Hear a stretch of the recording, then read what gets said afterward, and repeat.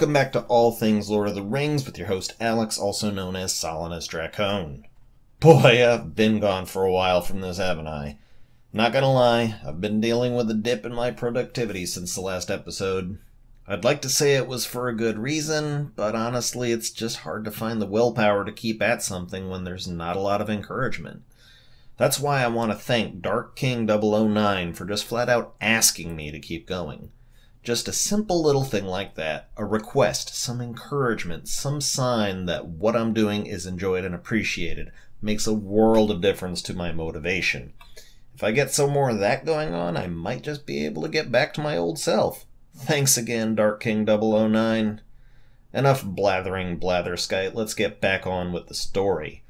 When last we left off, Luthien busted Beren out of Sauron's pleasure dungeon, and the two lovers had a good long reunion, while back in Nargothrond, Finrod's brother Orodreth was finally getting his kingdom back under control after Celegorm and Corofin stirred the bedpan. C&C rode off to go hang out with their brother Maedhros and Himring, and that's where we are now. So, Beren and Luthien finally came from their wanderings to the border of Doriath, and Beren remembered that he swore a vow to get a Silmaril from the Crown of Morgoth so that he may win Luthien's hand.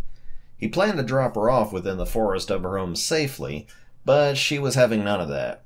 You have to make a choice, Beren. You can either keep wandering the face of the earth or go challenge the Dark Lord on his dark throne, but either way, I am going with you and share your fate. While they were wandering around and talking about it, who should show the hell up but Celegorm and Corofin themselves, and Celegorm decided he was going to pull some shit.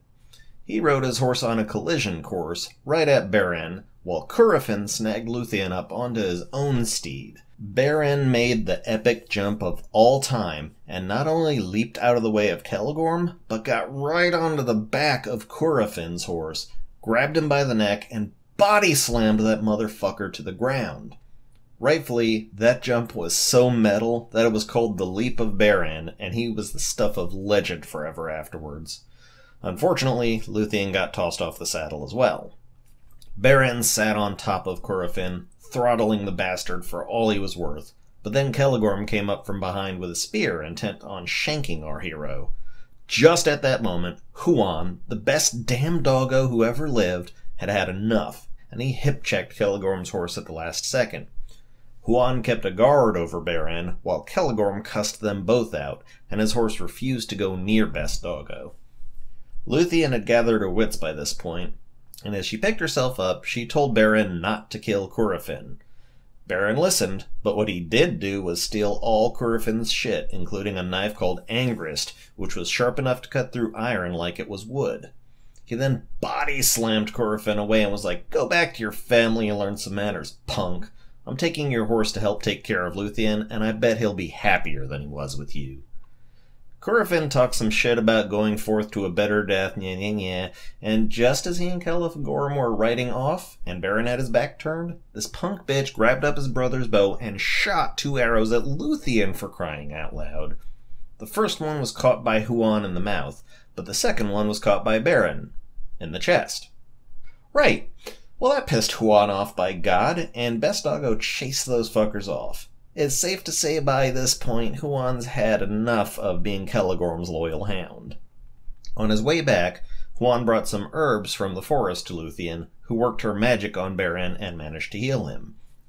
The three of them kept on back to Doriath, but seeing how she had been right in the line of mortal danger, Beren could not bring himself to allow her to come along with him.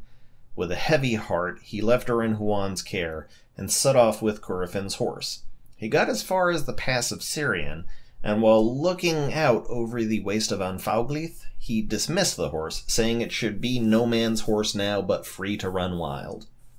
All by his lonesome, looking out upon the lands of shadow and doom, Beren sang out a mournful tune of parting, bidding goodbye to the sweet earth and beautiful sky, and to his unending love, Luthien. He sang it out loud, not caring who heard him, because he was desperate and didn't think he was going to survive this mission. Luthien heard him, however, and she sang back to him.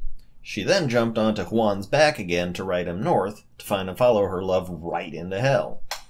Huan had a plan, though, and they made a pass by Sauron's island to take on some disguises. He took on the shape of the now-dead werewolf Draugluin, and she put on the guise of Sauron's pet vampire, Thuringwethil.